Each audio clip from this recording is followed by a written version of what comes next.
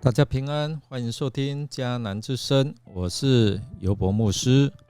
今天7月6号，我们要分享的是完全顺服的时刻。我们要来读路得记3章1到18节。首先，我们要来读今天的金句，在彼得前书1章22节。这样说，现在因为你们顺服真理，你们已经洁净了自己，并且跟其他信徒有手足之情，从心底热切彼此相爱。彼得前书1章22节。有一个老木匠，他快要退休了，老板问他是否能够帮忙再盖一座房子，再退休。老木匠说可以啊，但老木匠的心已不在这工作上了，所以虽然他答应老板，但是他在盖房子的时候总是没有尽心尽力，有时候还会偷工减料。当房子建好的时候，这时候老板就把一只钥匙来交给他，就对他说：“这是你的房子，为了要感谢您长久以来参与在我的工程里面，所以这是我送给你的礼物。”哇，这时候老木匠羞愧得无地自容啊！如果他早知道现在是在给自己建造房子，那他会怎么做呢？顺服其实是人最难学的功课。顺服人的意识很难哦，顺服神似乎更难。但是我们看到今天这一段的经文，唯有路得，他甘心无条件的顺服上帝的带领，及顺服拿俄美或者是波阿斯的吩咐，为了替路得找到安身之处，拿俄美吩咐路得，你要主动去争取这个近亲，因为他一听到波阿斯的名字，哇，他是我们的近亲啊，所以你要主动去争取，让他能够为我们属产业及娶你来成为妻子。但是呢，我们看拿俄美他所提出来的计划方法，在我们看来是挑战道德的防线，好像用他的美色去诱惑，这样诱惑波阿斯。拿俄美策划自己的拯救行动，希望透过他们的自己方法来达成赎回产业及延续后代的结果。拿俄美知道今晚是一个最美好的时机，今晚波阿斯将在场上播大麦。当拿俄美对路得如此说的时候，这个今晚或者今夜，就好像是上帝为路得和波阿斯预备的时机，让他和波阿斯两个人可以单独说话。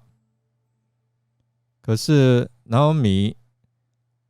他的计划再好，若没有落实，就不能够成就。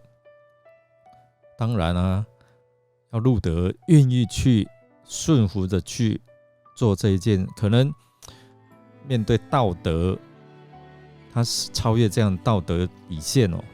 他愿意去做吗？过了今夜，这两位相依为命的婆媳将迎向怎样的未来呢？拿俄美认为这是上帝所赐的良机，是一个好的时机。但是我们都知道，唯有上帝才知道什么方式、什么时才是真正对我们好。不过我们看路德，她还是选择顺服她的婆婆，按照拿俄美的吩咐打扮自己之后，在适当的时间，她就去做了这件事情。路德的顺服其实有一些冒险哦，在深夜哦，在播麦场上的波阿斯，在他睡觉的时候，要路德去躺在他的脚下。当波阿斯半醒时分，发现了路德，会怎样的反应呢？他会容许路德把话说明白吗？还是会看清他的行为，本来很欣赏他？倘若波阿斯拒绝，那他的处境会不会因此而进退两难？可是路德不怀疑拿俄美的建议，他说：“凡你所吩咐的，我必遵行。”出于对拿俄美的爱，并且持守他对拿俄美的诺言，路德他以拿俄美的话为他行为的依归，凡拿俄美教他做的，他都温柔顺服地做。于是呢，路德沐浴抹膏，换上衣服，就好像女子要出嫁前那样慎重地打扮自己。等到天色渐暗，路德下到播麦场，但是没有让波阿斯认出他来，所以他留心查看，他吃喝完了，睡在那里。等波阿斯沉睡之后，他便悄悄地掀开他脚上的被，躺卧在那里。到了半夜，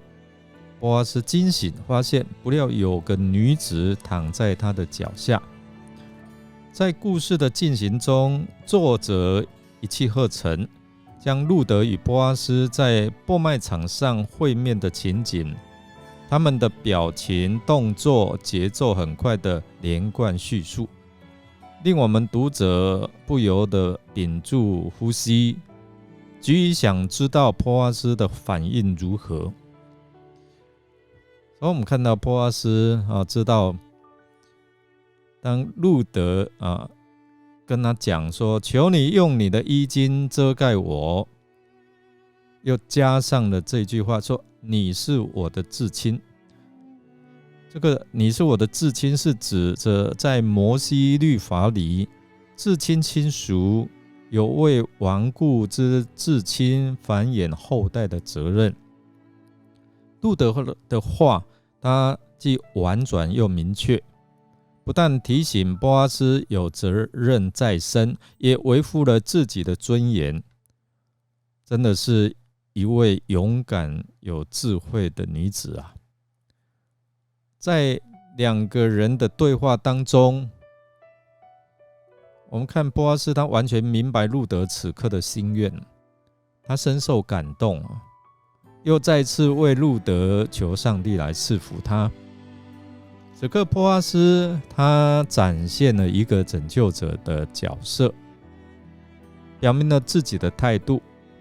并给了路德一个应许：路德，不要担心，你要求什么，我都会替你办到。哇，这是一个应许哦。路德虽然他有委身的决心，而波阿斯也一口应允他的要求，但是我们知道这当中还有一件事情必须要解决的，就是第一顺位的至亲会不会买赎这个问题。在波阿斯的说明下，路德没有再说什么，完全顺服波阿斯的安排，等候那位愿意按照律法行使至亲亲属这样的一个责任的人，无论是波阿斯还是那位更近的亲属，只要能让以利米勒家族有后裔，拿俄美得以安养余生，路德都愿意顺服。这种牺牲愿意牺牲顺服的心值得我们敬佩。所以在深夜的麦场，两位敬虔爱上帝的男女，不受情欲的试探，专注在遵行上帝的律法，他们都甘心顺服，等候上帝的旨意的安排。从这段经文让我们学习到顺服的功课。波阿斯顺服律法的要求，愿意付上代价为以利米勒家赎业留后。路德也为了婆婆和家族的延续，愿意顺服，甚至牺牲自己的名节，使她和婆婆有个安身之处。这也让我们想起耶稣基督为了我们的未来，为了我们的命运，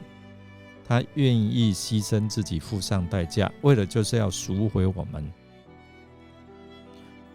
我们再想一下你是否在你的人生过程当中有自己的想法，